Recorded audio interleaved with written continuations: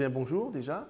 Donc, je vais commencer par mon parcours scolaire puisque j'ai fait la même formation qu'on développe ici à la FIP, donc à savoir un BTS en économie de la construction.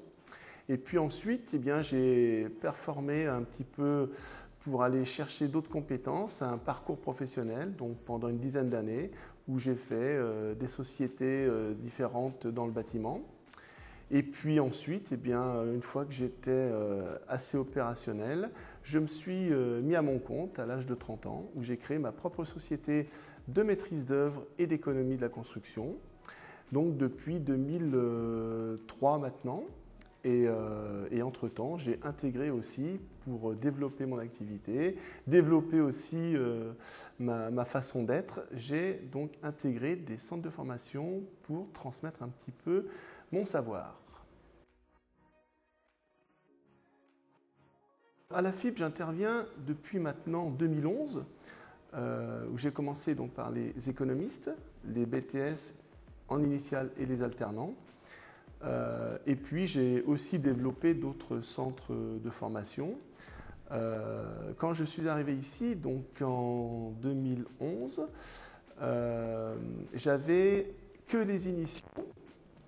Et c'est d'ailleurs ce qui m'avait un petit peu interpellé, c'était la différence et le taux de réussite entre ces deux formations-là, puisque on était sur du 90 voire 100% chez les initiaux en termes de taux de réussite, et chez les alternants, on était aux alentours de 40-45%, donc ça m'avait quand même assez interpellé.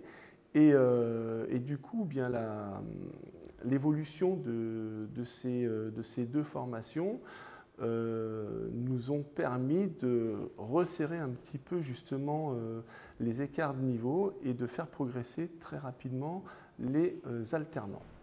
Voilà.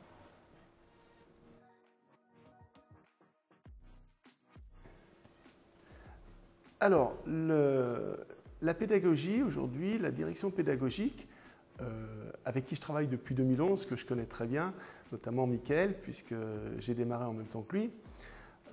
On a toujours échangé nos manières d'éduquer, essayer de mettre en cohérence les référentiels avec le travail qu'on voulait faire pour justement évoluer et essayer de se rapprocher du mieux possible des établissements publics.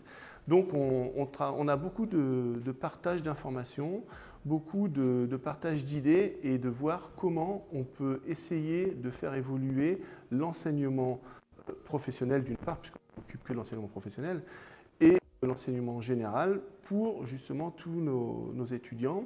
Et ce qui nous a permis d'ailleurs de rassembler et de resserrer aussi cette différence qu'on avait entre les alternants qui, eux, sont dans le milieu professionnel déjà, et les initiaux qui sont encore un petit peu plus scolaires.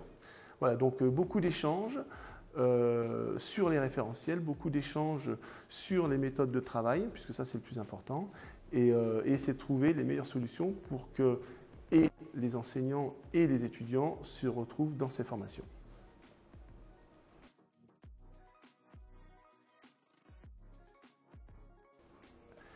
Alors, ma méthode d'apprentissage, de transmission des connaissances, des compétences professionnelles, c'est d'abord savoir réfléchir, savoir analyser, savoir prendre du recul, savoir émettre des hypothèses aussi.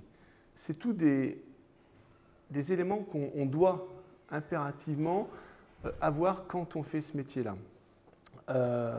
L'autonomie, de la rigueur, c'est toutes des choses qu'on ne peut pas apprendre ou qu'on n'a pas forcément et systématiquement. Donc, je veux essayer de leur transmettre ça.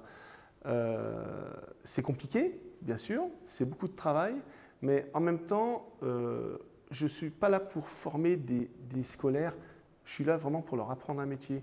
Et plus tard, c'est des choses qu'ils auront automatiquement dans leur méthode de travail. Donc, cette méthode, elle passe par ces éléments-là.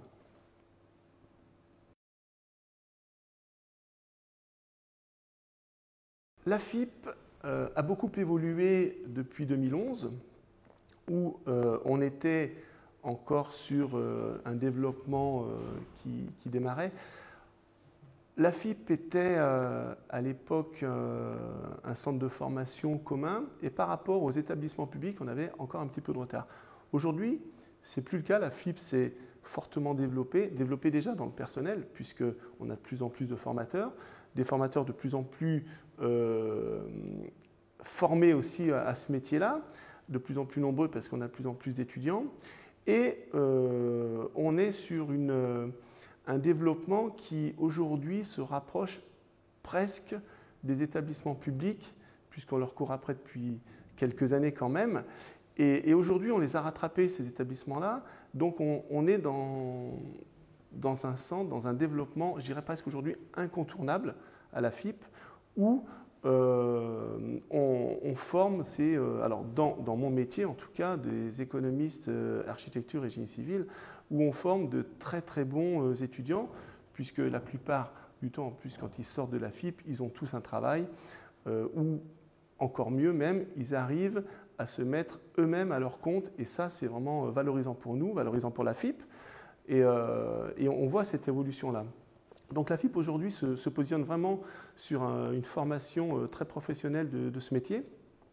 Et on le ressent d'ailleurs même dans les établissements, puisqu'il y a quelques années en arrière, quand on avait un étudiant qui sortait de la FIP avec un BTS et qui voulait continuer ses études, que ce soit à l'INSA ou dans d'autres établissements supérieurs, généralement, nos étudiants étaient en fin de liste, alors qu'aujourd'hui, on les retrouve en tête de liste.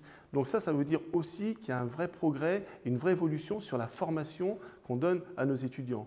Donc, une formation beaucoup plus professionnelle, peut-être aussi beaucoup plus pointue, et qu'il le sera encore plus dans les années à venir, puisque en études participatives, je dirais, avec certains étudiants de la FIP, on a beaucoup travaillé sur le prochain outil de la FIP qui est le campus AFIP, qui va se construire prochainement et voire même très rapidement pour la rentrée 2023 du côté de la DOA, où là on sera encore en plus dans un environnement beaucoup plus proche du système scolaire et professionnel.